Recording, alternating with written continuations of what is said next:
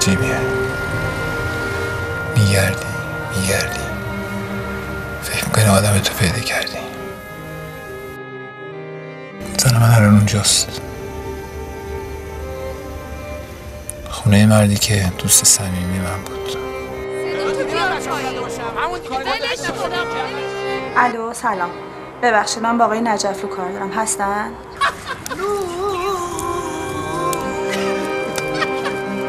جوونا واقعا چی دارن؟ چجوری معاشرت میکنن؟ چجوری با هم آشنا میشن؟ بهترین سالهای زندگیشونو بدون عشق میگذرونن. ببخشید آقای نجفی اومدن؟ آخه یه خانم خوشگلی مثل شما یه سرویس هایی هم باید بهش بده آدم.